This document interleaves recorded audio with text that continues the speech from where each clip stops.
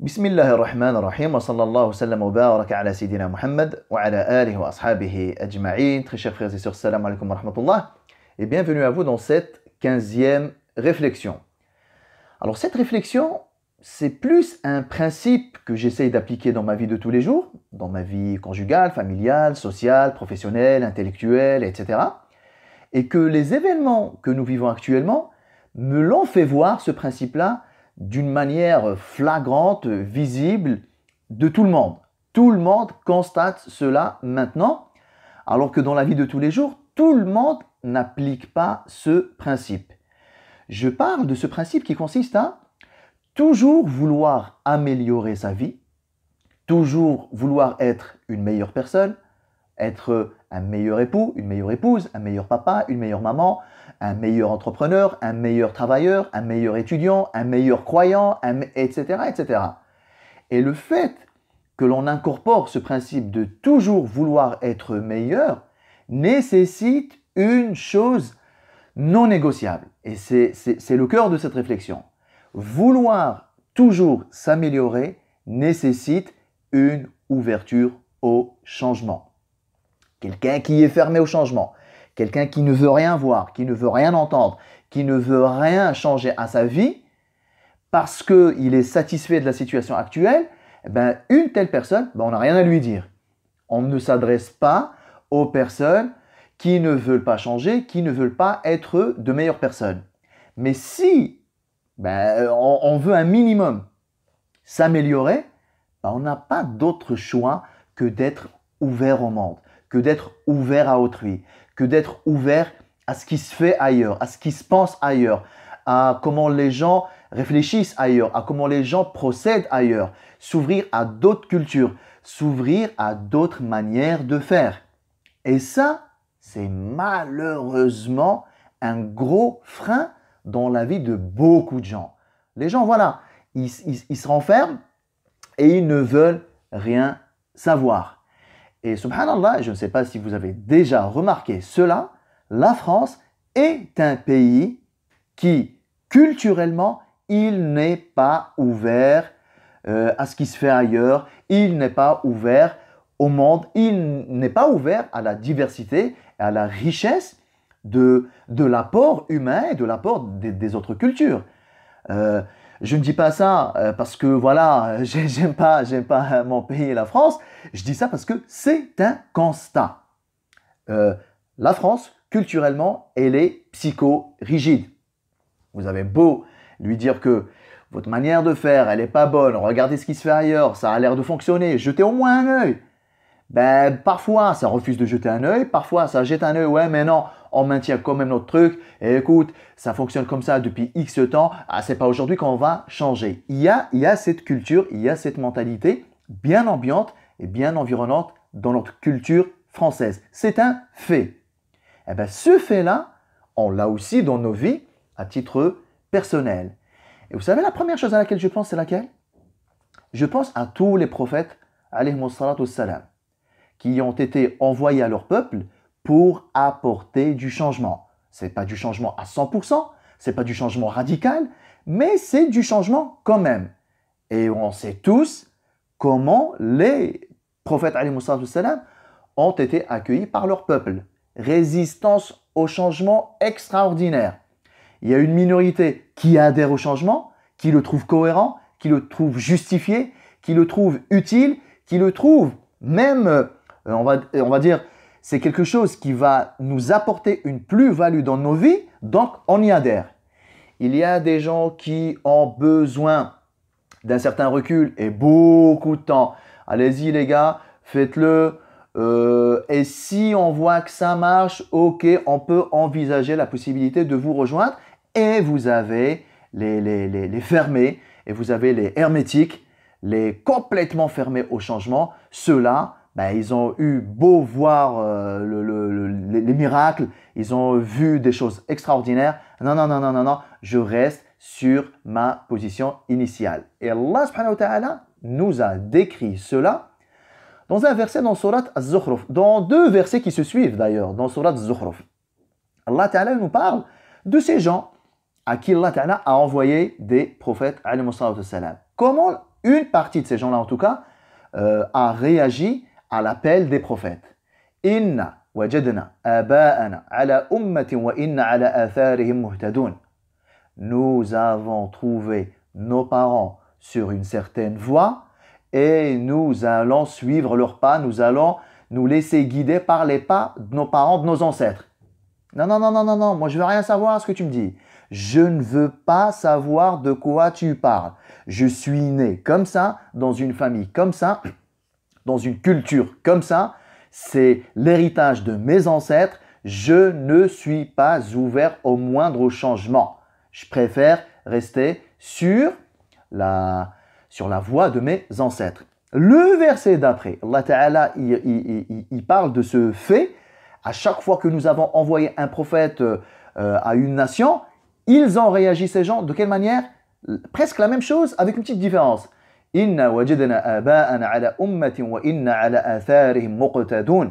Nous avons trouvé nos ancêtres sur une voie et nous allons les imiter, nous allons les prendre pour modèle. Allah Ta'ala nous apprend quelle a été la réaction des prophètes alayhimus salatu wassalam. قال أولو جئتكم بأهدى مما وجدتم عليه آباءكم. Ok, vous avez trouvé vos ancêtres sur une certaine voie, avec une certaine culture, avec une certaine manière de penser, avec une certaine croyance, avec une certaine manière d'agir et de faire, une certaine manière de vous marier, une certaine manière de concevoir le commerce, une certaine manière de ci, une certaine manière de ça. Ok, c'est vrai. Mais est-ce que vous ne voulez pas au moins me laisser vous exposer ce avec quoi je suis venu? Peut-être, peut-être, peut-être. Peut-être est-ce plus pertinent que ce que vous avez trouvé vos ancêtres faire. Au moins écoutez, au moins ouvrez-vous à ça, au moins regardez ce que j'ai à vous proposer. Si une fois que je vous l'ai proposé, je vous l'ai exposé, vous estimez que c'est nul, vous estimez que c'est pas terrible, vous estimez que ce n'est pas adapté, vous estimez que ce ne sera pas utile pour vous, ok, à ce moment-là, vous allez faire votre choix. Mais au moins, laissez-moi vous exposer ce avec quoi je suis venu. Peut-être est-ce plus efficace, peut-être est-ce plus profitable, etc. Qu'est-ce qu'ils ont dit, ces gens-là? Ils ont dit « Qalu inna bima ursiltum bihi kafirun » Je ne veux rien savoir. Nous ne voulons rien savoir. On ne sait pas encore ce que tu vas nous dire, mais on te prévient dès maintenant que de toute façon, nous n'allons pas te croire. C'est quand même du niveau là. Je ne sais pas ce que tu vas me dire, mais je t'annonce dès maintenant que je ne vais pas te croire et donc je ne vais pas suivre ce avec quoi tu es venu. Cette attitude-là, elle choque hein, quand on y réfléchit. Mais cette attitude-là, ben on l'a. Même nous, on l'a. Les gens l'ont. Vous l'avez peut-être. Je l'ai peut-être.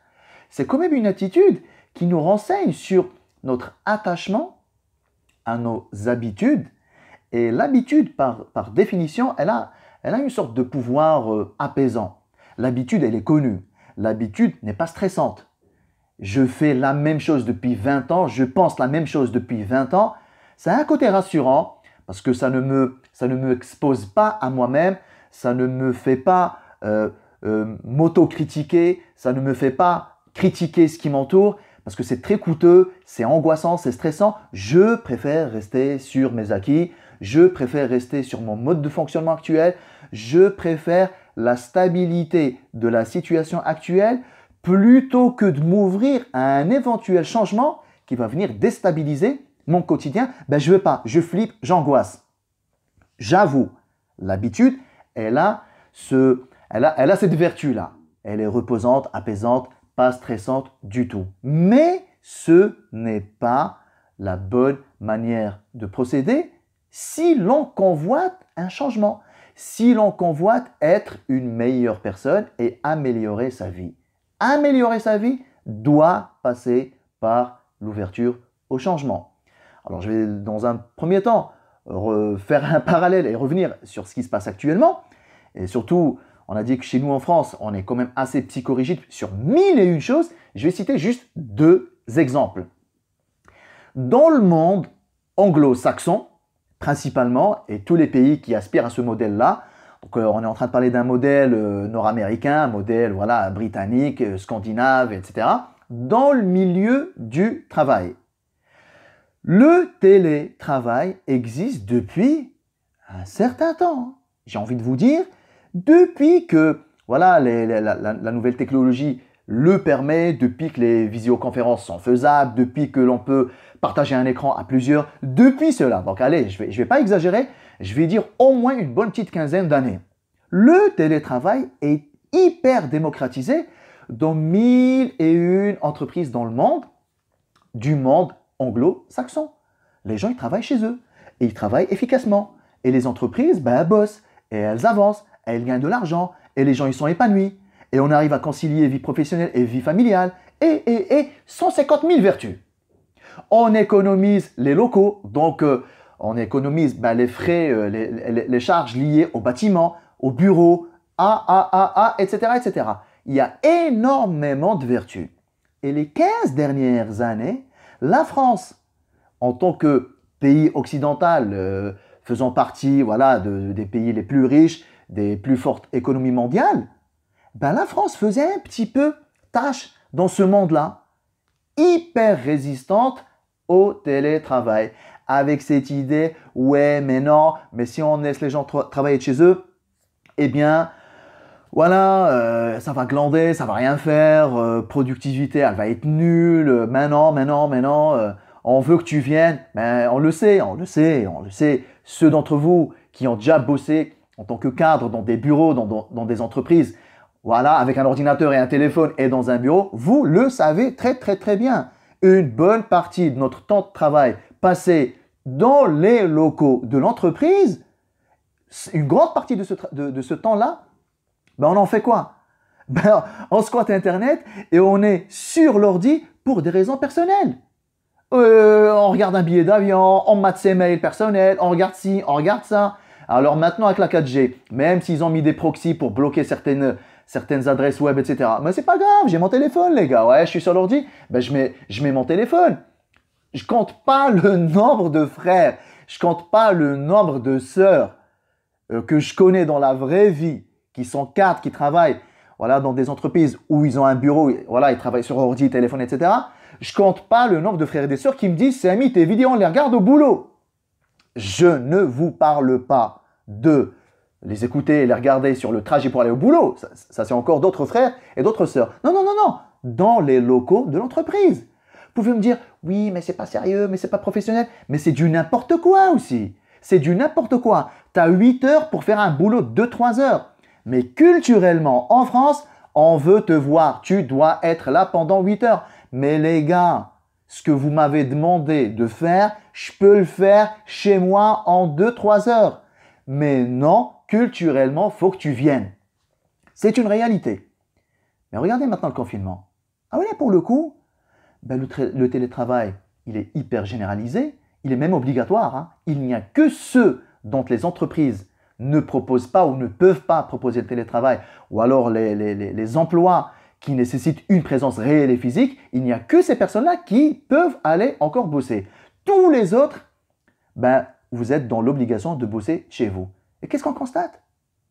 Ben, ça passe, et les gens y travaillent, et le boulot il est fait. Et au fait, toutes vos appréhensions, là, les 15 dernières années, là, on vous disait déjà depuis 15 ans, mais regardez les chiffres, regardez les études, regardez le constat. Regardez la productivité des entreprises qui sont déjà passées au télétravail, aux États-Unis, au Canada, en Angleterre, aux Pays-Bas, en Allemagne, partout où le télétravail a été instauré, on a du recul et on a des chiffres. Mais malgré ça, França ne voulait rien savoir. Ouais, mais là aujourd'hui, França, elle constate que, ouais, ben, ça fonctionne et ça marche et tranquille. Et ça, subhanallah, j'ai envie de faire plein de parallèles à titre personnel. Toutes les choses auxquelles on a été invité, toutes les choses qu'on a essayé de nous vendre en disant « Ouais, mais Samy, tu devrais faire ci, tu devrais envisager ça. Est-ce que tu t'es penché sur ci ?» Et toutes les fois où non, on a dit « Non. » Et que la vie nous y a peut-être contraint à un moment donné. Mais en fait, on a découvert que ah ouais, c'était vraiment pas mal. Hein. Et le regret qu'on a, c'est quoi? Pourquoi on n'est pas passé à ça il y a 10 ans, il y a 15 ans, il y a 20 ans? Et là, aujourd'hui, les Français découvrent le télétravail, ils prennent goût, et au fait, ça nous renvoie à notre résistance au changement et à notre non-ouverture, à notre fermeture culturelle. Juste les gars, juste envisager une autre possibilité que la vôtre. Deuxième exemple, l'instruction en famille, homeschooling, l'école à la maison. Dans le monde anglo-saxon, ça fait un siècle que ça existe. On a un recul sur 4, 5, 6 générations de homeschoolers, aux États-Unis, au Canada ou ailleurs, quoi. Là où c'est très présent culturellement. Et pareil, bien qu'en France on ait le droit de le faire, alhamdoulilah, concrètement, ce n'est pas quelque chose qui est valorisé socialement. On passe pour des zinzins, on passe pour des marginaux, on passe pour des gens en marge de la société. C'est vraiment pas valorisé socialement. Tu dis que tu instruis toi-même tes enfants, voilà, il y a 2-3 alarmes qui s'allument, on dirait que tu leur as annoncé je sais pas quoi. Parce que France est fermé culturellement aussi sur ça. Comme nous, on y vit, on y habite, on y est peut-être même né. On a grandi avec cette sacralisation de la structure scolaire au point de ne pas envisager autre chose, de ne pas envisager une autre manière de faire, de ne pas envisager une autre organisation. Et les gars, regardez juste, regardez ce qui se fait ailleurs. Vous avez une bonne partie qui refuse de regarder ailleurs. Et ceux qui regardent ailleurs, ils regardent ailleurs en mode ouais, mais non, l'école française, voilà, l'école c'est une grande institution, ça fait un siècle que c'est comme ça, que ça fonctionne comme ça. On constate que ça ne marche pas, les gars. Juste ouvrez-vous un peu. Et je dis pas que l'instruction en famille c'est la solution pour tout le monde. Je dis même que ce n'est pas la solution pour tout le monde. C'est même une solution qui va détruire 1001 familles parce que ce n'est pas adapté à tout le monde. Mais admettons que ça peut être adapté à des gens. Et qu'on arrête de voir ceux qui instruisent leurs enfants comme des zinzins, comme des antisociaux, comme des marginaux. Et là, regardez le confinement. Là, en fait, homeschooling pour tout le monde. Et toutes les appréhensions que l'on pouvait avoir jusque-là. Comme pour le télétravail, on réalise que que les enfants ils sont chez eux, ils sont avec leurs parents, et encore, parce que quand on est homeschooler, c'est pas ça. On sort, on a 15 millions d'activités dehors, visite de musées, visite de choses, des activités en dehors. Là, le confinement, on est même dans une situation de homeschooling qui est atroce. Pourtant, on réalise que ça passe. L'école inversée, la classe inversée, ça veut dire on vous donne les supports, on vous donne les cours, vous les travaillez, ensuite on en parle. On réalise que des plateformes comme la Khan Academy, c'est très efficace. Les tutos, les classes virtuelles, les profs qui font des cours à distance, on réalise que ce qu'en France on considère comme un cas exceptionnel, parce qu'on est en train de répondre à une situation exceptionnelle, vous savez qu'est-ce qu'on réalise? On réalise que ce que nous on considère comme exceptionnel en France, c'est la normalité ailleurs. Il y a des dizaines de milliers d'écoles dans le monde qui fonctionnent de cette manière-là, qui fonctionnent en classe inversée, qui fonctionnent je balance tout le contenu pédagogique à mes élèves, ils le tartinent, ils le bossent chez eux, et quand on se retrouve, on en parle et on peaufine, etc. Et ça existe dans des dizaines de milliers d'écoles dans le monde. Là, on découvre cela. Le fait de bosser à distance, le fait d'encourager l'autonomie, le fait d'ouvrir la possibilité d'accéder à de la matière scientifique et à de la connaissance ailleurs qu'au sein de la structure scolaire. Jusque-là, on avait presque l'idée comme quoi le savoir ne peut s'acquérir que dans une structure scolaire. Là, aujourd'hui, on constate que non. Nous avons à notre disposition des outils, des plateformes, des gens, plein de solutions qui sont là pour faciliter l'apprentissage et l'instruction des gens. Là, poussé par le confinement, on est en train de le découvrir. Et vous savez qu'est-ce qu'on se dit? Mais pourquoi on n'a pas fait ça avant? Alors que d'autres l'ont fait avant. Donc cette fermeture au changement, moi, elle m'interpelle en tant qu'humain, à titre individuel maintenant, et en tant que musulman. Peut-être que ma manière de concevoir le mariage, un petit peu comme ceux à qui Allah Ta'ala il a envoyé les prophètes.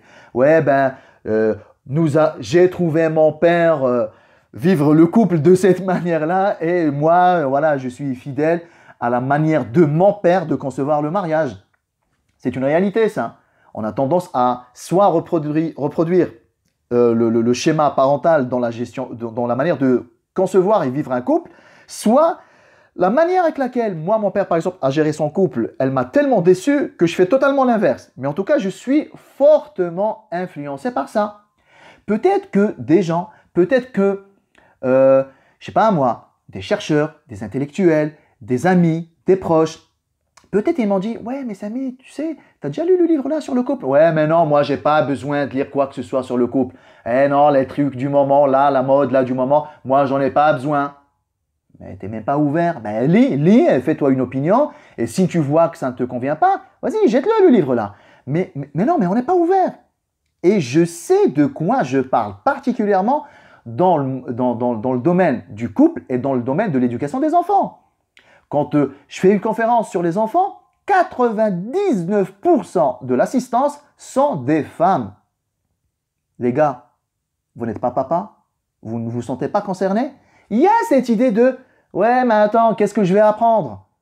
Mais viens et regarde. Instruis-toi, ouvre-toi et ne sois pas bloqué, ne sois pas fermé.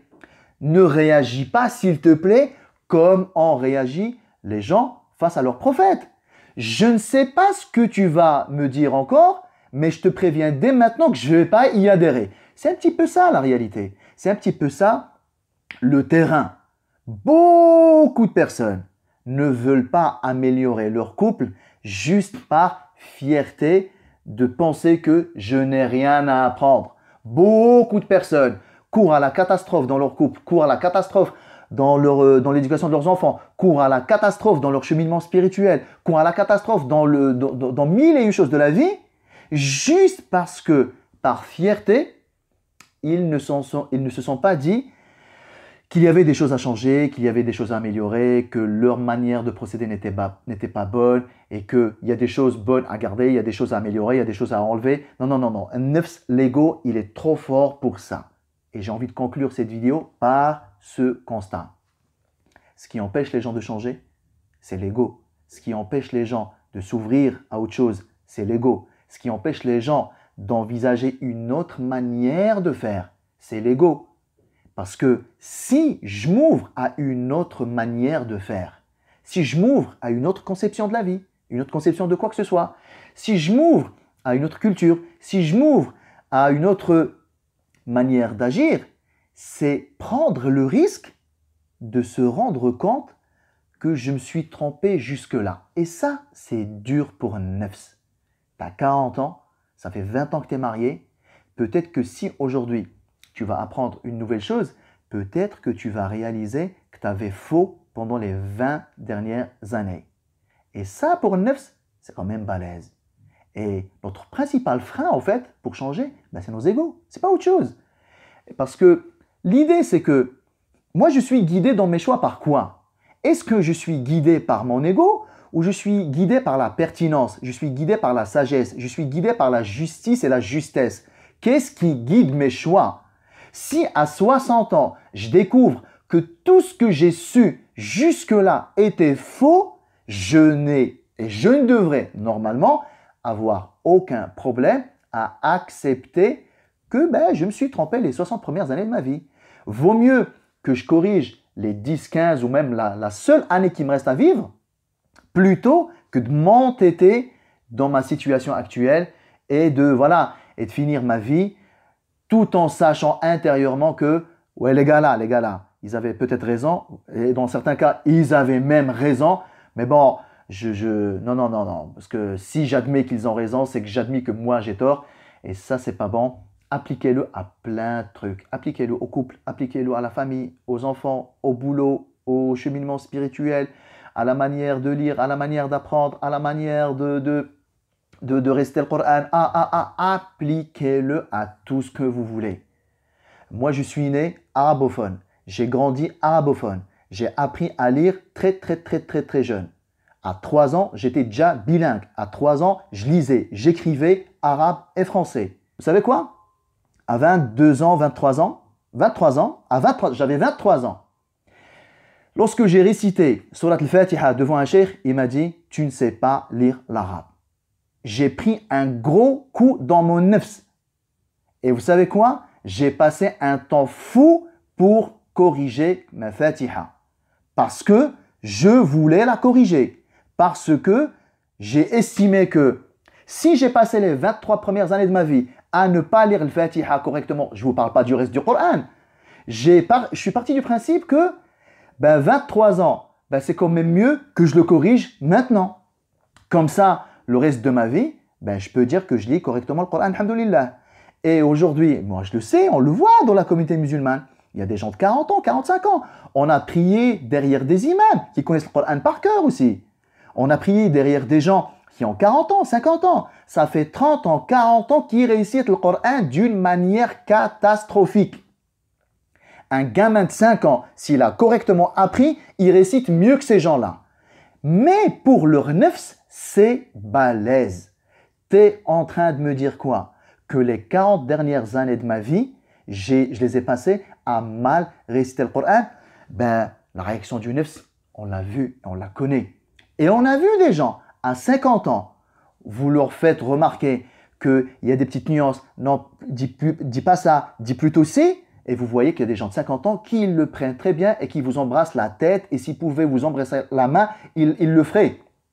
C'est juste que, comme nous on est un peu plus jeunes qu'eux, on ne les laisse pas tout ça. Mais s'ils pouvaient, nous on les laissait, ils nous embrasseraient la main de les avoir corrigés alors qu'ils ont 50 ans, 60 ans.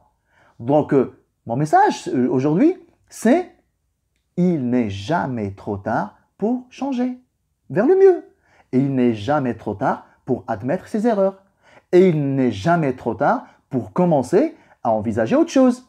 Il n'est jamais trop tard pour envisager la possibilité de s'être trompé. Jusque-là, alhamdoulilah, que dans mon cheminement, que dans ma vie, j'ai croisé des gens, j'ai croisé des choses qui ont été pour moi un remède et ces choses-là, elles ont été pour moi une occasion pour me corriger et pour m'améliorer.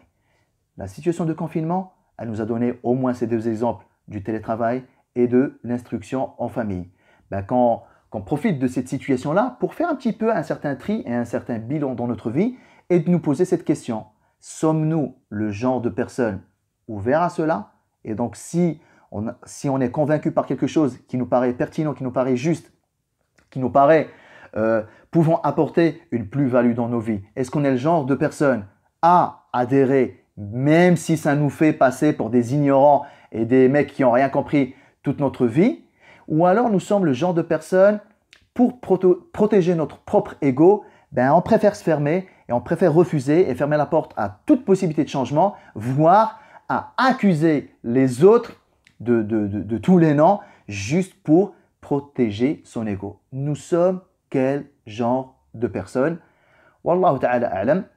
Wa sallallahu wa sallam wa barak ala sayyidina Muhammad wa ala alihi wa ashabihi ajma'in. Wassalamu alaikum wa rahmatullah. Et je vous retrouve demain, inshallah ta'ala, à 21h.